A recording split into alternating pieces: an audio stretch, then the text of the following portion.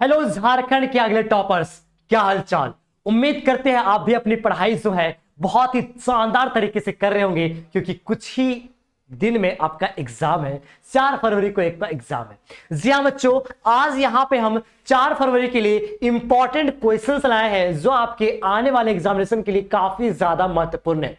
तो सबसे पहले देखिए, हमने जो यहाँ पे पहला क्वेश्चन किया है कि फसल को हाथों की स्पर्श की गरिमा और महिमा कहकर कवि क्या व्यक्त करना चाहता है ना। यहाँ बच्चे फसल कविता से लिया गया है, पता ही होगा नागार्जुन जी, है ना। तो उनके द्वारा लिखा गया था।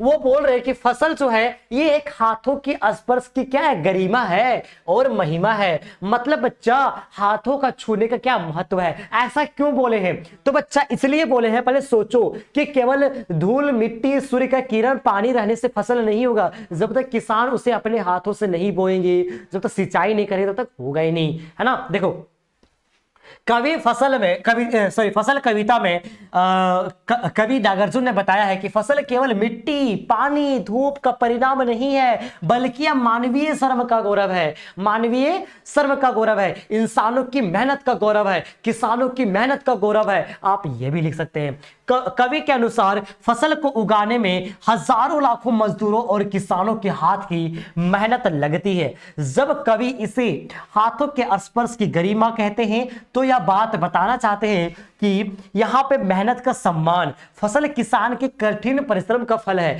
फसल क्या है? किसान कठिन परिश्रम करते हैं, मेहनत करते हैं, तो उन्हीं का रिजल्ट है। ठीक है। मानवीय रिश्ता, बिना मनुष्य की मेहनत के प्रकृति स्वयं फसल पैदा नहीं कर सकती। अगर कोई इंसान मेहनत नहीं करता है, अगर कोई व्यक्ति मेहनत नहीं करता है, तो उनकी मेहनत के बिना फसल उगाया जा सकता है क्या? नहीं। जब तक किसान उसे रोपेंगे नहीं, बोएंगे नहीं, तो फसल हो ही नहीं सकता, है ना। फसल की असली सुंदरता क्या है? उस प्यार और मेहनत में छिपी होती है जो किसानों ने उसे अपने हाथों से सींच कर देता है। मतलब कह रहा बच्चे, जो किसान अपनी मेहनत से अपने हाथों से सींच कर देते हैं ना, अपने हाथों से करते हैं, उन्हीं का ये फल है। मतलब यहाँ पे किसानों को माना गया है, किसानों को यहाँ पे महत्व दिया गया है। ठीक है। बहुत ही आसान आंसर है, आप चाहे स्क्रीनशॉट ले सकते हैं। अगला सवाल है रीड या नरकट। और बच्चा इस सवाल को बताने से पहले हम आपको इतना बोलेंगे कि हमने जो पिछले एक सप्ताह में इसी चैनल पे पिछले एक सप्ताह में जो भी हम इंपॉर्टेंट क्वेश्चंस बताए हैं हिंदी का, वो आप लोग जरूर कर लीजिएगा। केवल एक वीडियो से आप चल जाएंगे तो और बोलेंगे सर क्वेश्चन मतलब एक वीडियो से मतलब चल जाएंगे और बोलेंगे सर मतलब यहां से क्वेश्चन नहीं आया। तो ऐसा होता है क्या? नहीं।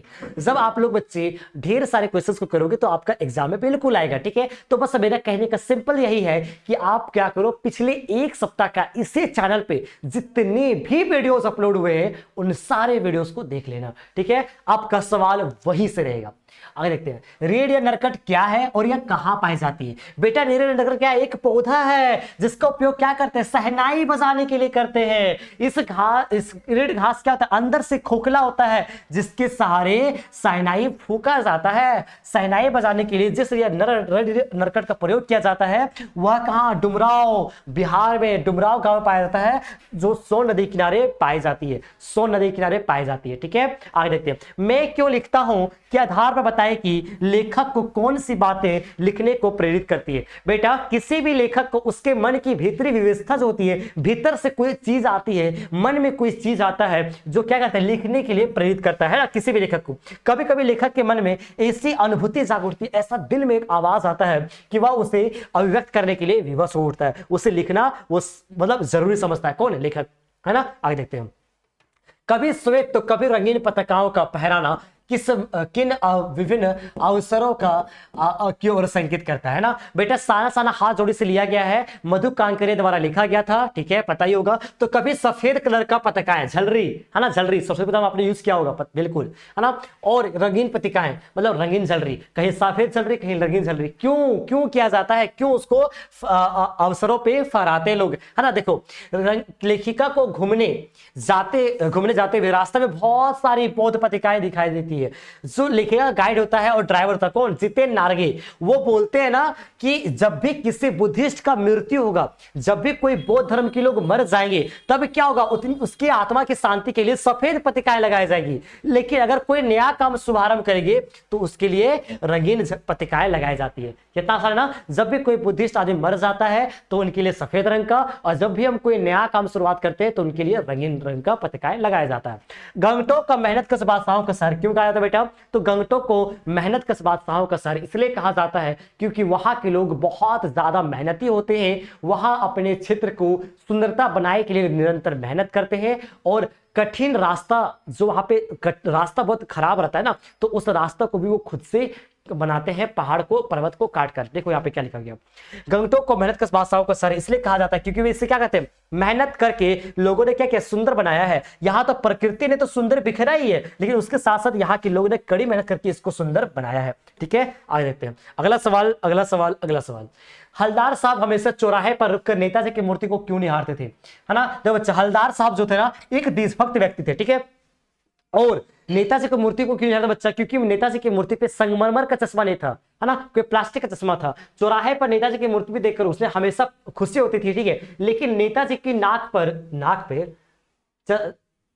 संगमरमर, नाक नहीं, कान होगा ना, यहाँ पे कान होगा ना, कान होगा, ठीक है, नाक पे चश्मा क्या होता है? कान, सॉरी आंख, है ना, आंख, कान, नाक, क्या कर रहा भाई मैं ठीक है, तो नेताजी की मूर्ति पर जो चश्मा था आंख पे, ठीक है, वो ना मतलब क्या था ना कि वो संगमरमर का नहीं था, कोई इंसान का द्वारा जो प्लास्टिक चश्मा नहीं होता वो चश्मा था, ठीक है। तो बस उसी को लेकर ना वो उनके अंदर क्या जिज्ञासा मन में होता था, कुछ आश्चर्यजनक चीजें होती थी, वो उठती थी, ठीक है, कि यार मूर्ति संगमरमर का है लेकिन चश्मा प्लास्टिक का लगा हुआ है जी, है ना, ऐसा करके, ठीक है, चश्मा तो उसका नहीं है, क्या बोलते हैं, संगमरमर का, ठीक है। तो इसीलिए, ठीक है, वो चाहते थे, वो रुकते थे और नेताजी की मूर्ति को निहारते थे। उन्हें आश्चर्य होता था कि चश्मा रोज बदल कैसे जाता है जी, चश्मा रोज आखिर बदलता कौन है, आखिर चश्मा बदल कैसे जा रहा है, सबको पता था कैप्टन बदलते थे, है ना, बस इसीलिए। झिलमिलाते सितारों की रोशनी में नहाया गंगटोक लेखिका को किस तरह सम्मोहित कर रहा था? तो बेटा झिलमिलाते सितारों की रोशनी में नहाया गंगटोक, सिक्किम की राजधानी गंगटोक, ठीक है, लेखिका को रहस्यमयी जादू भरा प्रतीत हो रहा था कि सितारों के गुच्छ रोशनी की एकमात्र झालर से बना रहे थे। इस वातावरण के बाद जादू का छाता चला गया और जा रहा था और उसका आसपास सिर्फ शून्य था। क्या बच्चा, लेखिका जो थी ना वो क्या कर रही थी, बहुत ही ऊंचे स्थान पे थी और वहां से नीचे देख रही थी, है ना, मधु कांकरे द्वारा लिखा गया चैप्टर, ठीक है, बस। तो क्या थी ना, लेखिका ऊपर से नीचे देख रही थी, तो शहर देख रही थी, तो पूरा झिलमिलाती सितारों, मतलब रंगीन बिरंगी लाइट, है ना, बहुत सारे लाइट लगे हुए थे, तो उनको क्या कर रहा था, सम्मोहित कर रहा था, बहुत अच्छा लग रहा था, ठीक है। आगे देखते हैं, है ना, अगला सवाल। कृष्ण के प्रति अनन्य प्रेम को गोपियों ने किस प्रकार अभिव्यक्त किया? है ना, कृष्ण के प्रति बेटा गोपियां जो होती है अनन्य प्रेम को, ढेर सारे प्रेम को किस प्रकार अभिव्यक्त किया है? तो यहाँ पे जो उत्तर होगा, गोपियों ने कृष्ण के प्रति अनन्य प्रेम को निम्नांकित उक्तियों से व्यक्त किया, बहुत सारे तरीकों से व्यक्त किया।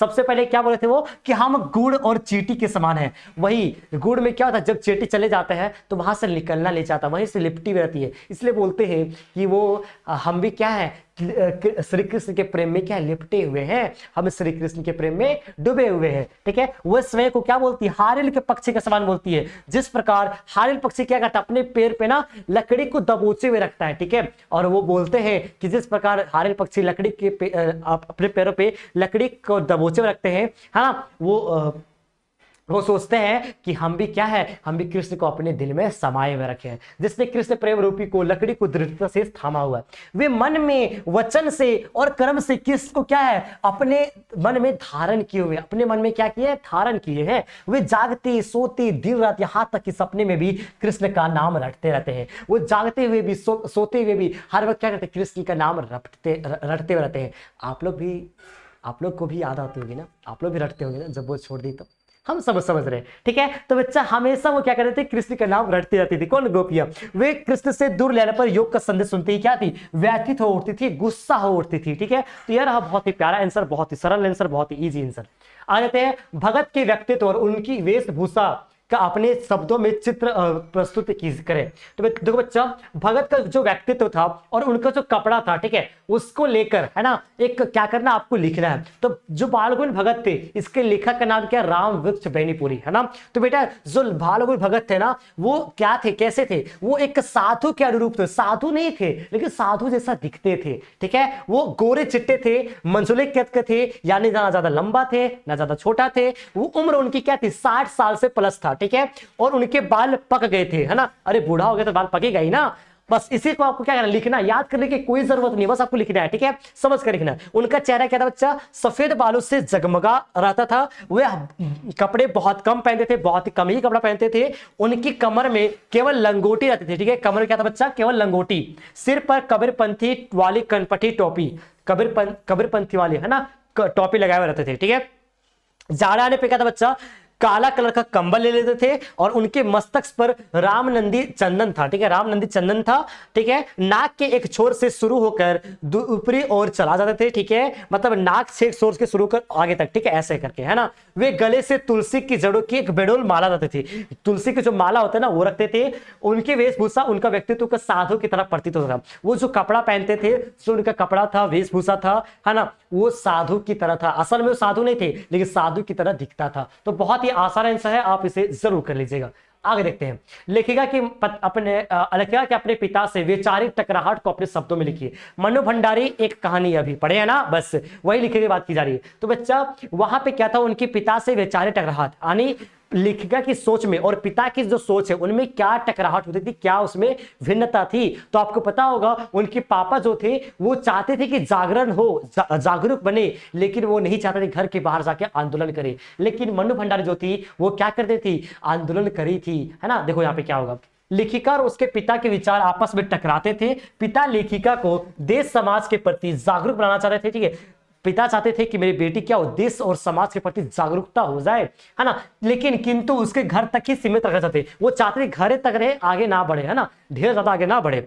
उसके मन में विद्रोह और जागरण के स्वर भरना चाहते थे, किंतु उसे सक्रिय नहीं देना चाहते। मतलब बच्चे आप विद्रोह के बारे में, जागरूकता के बारे में उसको बोलना चाहते थे, लेकिन उसको एक्टिव नहीं करना चाहते कि ना कि आंदोलन कर दे, ऐसा नहीं, ठीक है। लेकिन लेखिका चाहती थी कि वह अपनी भावनाओं को प्रकट भी करे। लेखिका चाहती थी कि हम तो सीखेंगे, हम तो सारी चीजें सीखेंगे, हम तो जागरूकता भी बनेंगे, लेकिन हम क्या करेंगे, अपनी भावनाओं को प्रकट करेंगे। वह देश की स्वतंत्रता में एक्टिव लेकर भाग लेंगे। यही आकर दोनों की क्या होती थी, विचार क्या टक्कर खाती थी, ठीक है। विवाह के मामले में भी दोनों के विचार टकराए। पिताजी नहीं चाहते थे कि लेखिका अपनी मनमर्जी से राजेंद्र यादव से शादी करे। अरे रसगुल्ली, देख रहे हो, आपके पापा नहीं चाहेंगे कि आपके उनसे शादी करवा दे, है ना, थोड़ा संभल कर रहियो। आगे देखो, बच्चा कह रहा है ना कि बाबूजी उसके नहीं चाहते थे कि बेटी जो मनमर्जी से शादी करे, राजेंद्र यादव शादी करे, लेकिन लेखिका उनकी परवाह नहीं करते हैं और उन सारे चीजों के खिलाफ वो काम करते। बाबूजी चाहते थे कि आंदोलन ना करे, बेटी आंदोलन भी की, है ना, तो वही चीजें थी। बहुत आसान आंसर है, आगे देखते हैं। बिना विचार घटना पात्रों की भी क्या कहानी लिखी जा सकती है। यशपाल, बच्चा लखनवी अंदाज वहीं से लिया गया। यशपाल सिंह के विचार से कहां तक सहमत है। देखो क्या है बच्चा, बिना विचार का, बिना कोई घटना का, बिना कोई कैरेक्टर का क्या कोई कहानी लिखा जा सकता है। देखो आंसर, हमारे मत में बिना विचार घटना और पात्रों के बिना कहानी नहीं लिखा जाता। मान लेते मन में कोई विचार ही नहीं आएगा, कोई घटना नहीं होगा, तो क्या आप कहानी लिख लोगे? नहीं ना लिखोगे। कहानी लिखने के लिए क्या चाहिए, आपको कुछ सोचना पड़ेगा, विचार होना चाहिए, बस वही चीज है। ये तीनों बातें कहानी के आवश्यक तत्व होते हैं। जब तक कोई विचार नहीं आएगा तब तक कहानी कैसे बनेगा जी। अब तुम मान के चलो कुछ सोच भी नहीं करोगे तो कहानी बन जाएगा नहीं ना, बस वही बात है। घटना कहानी के कथा वस्तु को आगे बढ़ाती है और पात्रों के माध्यम से कहानी कही जाती है। यशपाल का कथन तो नई कहानी पर व्यंग्य है, अर्थात नई कहानी में विचार, घटना और पात्रों के अभाव रहता है, तभी वह रोचक एवं उद्देश्यपूर्ण नहीं होती। कह रहा बच्चा कि यशपाल सिंह का जो यहाँ पे कथन था कि कोई भी कहानी को लिखने के लिए विचार का होना बहुत जरूरी है, घटना का होना बहुत जरूरी है और पात्रों का रहना बहुत जरूरी है, लेकिन अगर वह अभाव रहता है तभी वह मतलब रोचक एवं उद्देश्यपूर्ण नहीं होता है। और बच्चा अगर वो सिर्फ सीधे नहीं रहेगा तो वो कहानी क्या रोचक नहीं बन पाएगा, उद्देश्यपूर्ण नहीं बन पाएगा, जो आपका उद्देश्य वो पूरा नहीं हो पाएगा। ठीक है, आगे देखते हैं। जिन मिलाते सितारों, ये तो हम पढ़ लिए। बच्चे की मुस्कान और बड़े मुस्कान में क्या अंतर है? देखो बेटा, बच्चे की मुस्कान जो होती है ना उसमें ईमानदारी होती है, वो दिल से आती है, लेकिन बड़े को मुस्कान क्या होता है, बनावटी पूर्ण होता है। मान लेते हैं आपका ब्रेकअप हुआ है, ठीक है, तो क्या आप देखते हो ना कि आप दुनिया में जब जाते हो, जब दोस्तों से मिलते हो, पापा से मिलते हो, तो मुस्कुराना पड़ता है ना, मुस्कुराना पड़ता है ना, कि आप तो दर्द तो नहीं बता सकते, हम सब समझते हैं। ठीक है, तो वही कहा जा रहा बच्चा कि दोनों में क्या था, बस इतना ही अंतर है। यहाँ पे देखो, बच्चे की मुस्कान क्या होती है, सहज होती है, निश्चल होती है, ईमानदारी पूर्वक होती है, उसकी मुस्कान जो दिल से आती है ना, दिल से आती है। बड़े की मुस्कान में क्या होता है, बनावटी होता है, ठीक है, बनावटी होता है, वह अवसर देखकर मुस्कुराता है, उसमें निश्चलता की झलक नहीं होती है, ठीक है, ईमानदारी की झलक नहीं होता है। फागुन में ऐसा क्या होता है जो बाकी ऋतुओं से भिन्न होता है? अरे भाई, फागुन में ऐसा क्या होता है फागुन में ऐसा क्या होता है, इस आंसर को खुद से लिखो। फागुन में ऐसा क्या होता है, रंग बिरंगे फूल खिलते हैं, मौसम सुहावना होता है ना। कितना प्यारा आंसर है बच्चा। फागुन में क्या होता है, सौंदर्य देखने को मिलता है, प्राकृतिक सौंदर्य देखने को मिलता है। यहाँ पे क्या होता है, प्रकृति में अच्छा महक आती है। ऋतु में क्या होता है, बहुत अच्छा ऋतु का मतलब मौसम बहुत अच्छा रहता है। यहाँ पे नए नए पत्ते आते हैं, नए नए फूल आते हैं। ये सब तो आंसर आपको खुद लिखना है, ठीक है। चलिए आगे देखते हैं। अगला सवाल है बच्चा, सफलता के चरम उत्कर्ष पर पहुंचने के दौरान यदि व्यक्ति लड़खड़ाता है तब उसे सहयोगी किस तरह संभालते हैं। मान लो बच्चा कि तुम कोई गवर्नमेंट जॉब का एग्जाम दे रहे हो, लेकिन आपका एक नंबर कम आ गया, आपका एक नंबर कम आ गया, तो आप क्या करोगे। आपको दुख तो होगा, आप छट गए भाई वहां से, आपका मतलब एक नंबर से वजह से आप छट गए, मान लेते हैं, ठीक है। कोई भी गवर्नमेंट जॉब का वैकेंसी में आया और एक नंबर की वजह से आप क्या करोगे, छट गए, तो आपका दोस्त कैसे संभाल सकता है।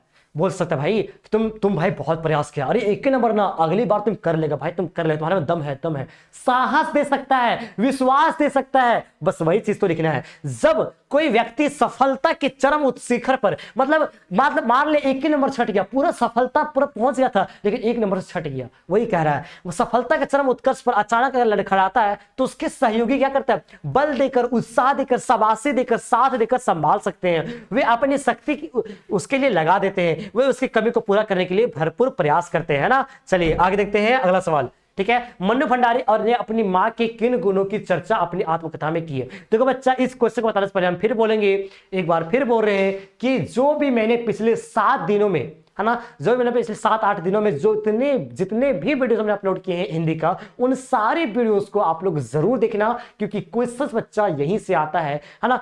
अब अगर सारे वीडियोस देखकर जाओगे तो आपका एक भी प्रश्न नहीं छूटेगा, ये हमारा दावा है, ठीक है। जो भी आप लोग क्वेश्चन पीछे देख लोगे, ठीक है, आप लोग देख लो जाके, है ना, इसी चैनल पर आप लोग जाके देख लो, ठीक है। आगे देखते हैं।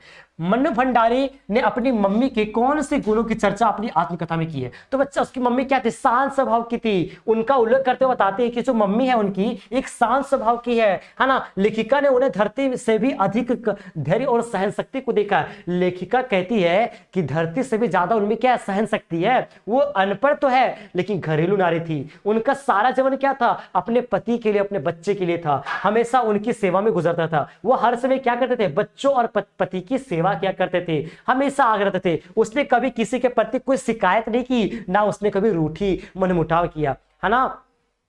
उसका जीवन घर रसोई तक सीमित था, ठीक है। उनमें आज जीवन किसी से कुछ नहीं मांगा, कभी भी किसी ने कुछ नहीं मांगा, कोई भी डिमांड नहीं किया।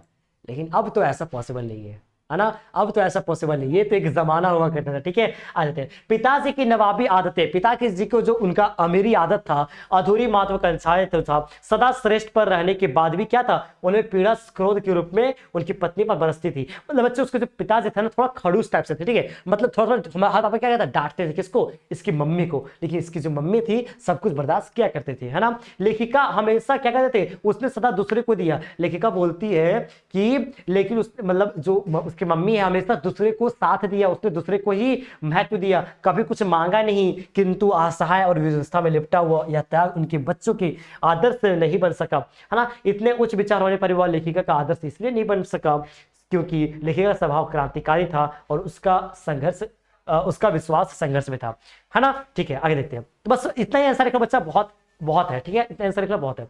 संगीतकार जैसे संगीत के अलावा किन किन क्षेत्रों में दिखाई देते हैं। तो बेटा, संगीतकार जो है ना, ये किसके द्वारा लिखा गया था, मंगलेश डबरार के द्वारा लिखा गया था, ठीक है।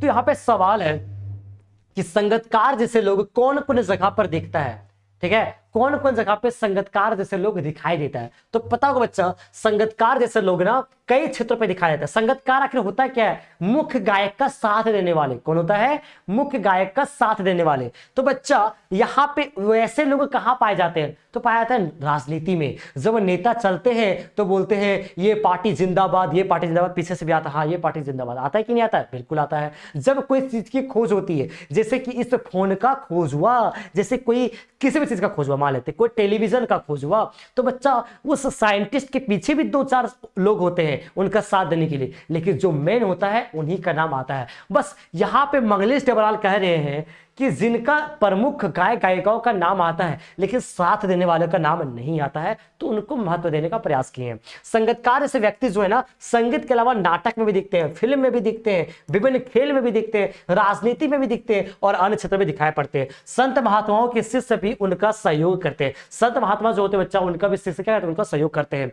भजन कीर्तन में, ठीक है। वैज्ञानिक क्षेत्र में भी ये सब देखने को मिलता है ना, दूसरे वगैरह भी काम करते हैं। किस मतलब देख सकते, सारा आंसर आप लोग को हम पहले बता दिए है ना, सब कुछ, ठीक है। बस याद रखना है ना, ये सारे आंसर को आप लोग याद रखना, आप इसी आंसर को लिखना एग्जाम में, ठीक है। आगे देखते हैं। अब बच्चा, अब यहाँ पे अब हम देखेंगे और सारे क्वेश्चंस को हम यहाँ पे देख लेते हैं, कौन कौन सा क्वेश्चन है, ठीक है। हाँ, उद्धव के व्यवहार की तुलना किस किस से की गई? बच्चा, उद्धव के व्यवहार की तुलना किससे की गई थी? कमल का पत्ता से की गई थी, कि जो कमल में पानी में जो कमल का फूल रहता है, तो पानी में तो है लेकिन कमल के फूल के ऊपर एक भी बूंद नहीं है पानी का, तो बस उसी से करते हैं उसकी तुलना, ठीक है। कि कृष्ण के प्रेम, कृष्ण की नगरी के पास हो, कृष्ण के करीब हो, लेकिन कृष्ण का प्रेम तुम्हारे पास नहीं है ना। तेल लगी मटकी, मटकी में अगर तेल लगा दोगे, कोई घड़ा में अगर तेल लगा दोगे और उसे पानी में डुबो दोगे, तो पानी में तो है लेकिन तेल के मटकी में क्या एक भी पानी का बूंद लगेगा क्या? नहीं लगेगा। बस बच्चा वही चीज कहा गया, जैसे बूंद डुबाने पर भी उस पर एक पानी का बूंद नहीं लगेगा। मतलब यहाँ पे कहा गया है तुम कृष्ण के पास पे भी रख के क्या हो, कृष्ण से प्यार से क्या हो, दूर हो, अछूते हो, है ना। तो ये रहा इंपॉर्टेंट क्वेश्चन। बाकी और क्वेश्चन है, उत्साह कविता में बादल को गरजते कर क्यों बरसने के लिए कहा है, ये भी आप लोग क्वेश्चन कर लेना, बहुत आसान है। और क्वेश्चन है, जितेंद्र नार्गे की गाइड की भूमिका में बारे में विचार करते हुए लेखक लिखिए कि एक कुशल गाइड के क्या क्या गुण होते हैं। जो अच्छा गाइड होता है बच्चा, उसका क्या क्या गुण होता है, क्या गुण होता है भाई, उस जगह की जानकारी पूरा रखता है, ठीक है। ये सारे आंसर आप लोग को लिखना है। सटीक जानकारी रखता है, चप्पा चप्पा की जानकारी रखता है, ठीक है। वो एक व्यवहार कुशल होता है, गलत बातें नहीं बोलता है, सही बातें बोलता है, यात्रा बोर ना हो इसलिए क्या होता है, सुरक्षित फील करवाता है। वो परंपराओं, इतिहास और कहानियों के बारे में जानता है। मान लेते हैं तुम ताजमहल चले गए, तो वहां पे जो तुम्हें गाइड करने वाला होगा, तो अच्छा गाइड तुमको कब लगेगा? वो गाइड जब उस ताजमहल के बारे में जानता होगा, उस जगह के बारे में अच्छे से जानता होगा, सारे उसके इतिहास की जानकारी होगी, उसकी क्या कहानी उसकी जानकारी होगी, आपसे अच्छे से बात करेगा, तभी तो, हाँ, है ना, सही, तभी तो। बस अब यहाँ बच्चा, यहाँ पे जो जितेंद्र नार्गे है, तो यहाँ पे जितेंद्र नार्गे क्या था बच्चा, पहाड़ी इलाका था, तो पहाड़ी इलाका में क्या होता है, थोड़ा डिफिकल्ट होता है गाड़ी चलाना, लेकिन कैसे हम शांत रह सके, कैसे हम, जैसे मान लेते कोई खतरनाक जगह तुम पहुंच जाओगे तो तुम डरोगे कि नहीं डरोगे, लेकिन अगर तुम्हारा कोई ड्राइवर है और वही गाइड है तो तुमको क्या होगा, वो साहस देगा तुम्हें, मतलब समझ रहे हो ना, बहुत ही आसान बच्चा, सही निर्णय लेने में माहिर था, ठीक है, बहुत आसान, आप इसको स्क्रीनशॉट ले सकते हो। मिलते हैं बच्चों किसी नए क्वेश्चन पे, किसी नए सेशन पे, बाय बाय, किसी नए वीडियो पे। और मैं लास्ट में फिर से बोल के जाऊंगा, पिछले जो 8 दिन वीडियोस अपलोड हुए उन सारे वीडियोस को देख लेना, आपका एक भी सवाल नहीं छूटेगा, ठीक है। इजाजत दीजिए, मुझे फिर मिलूंगा किसी नए सेशन पे। Thank you so much, best of luck.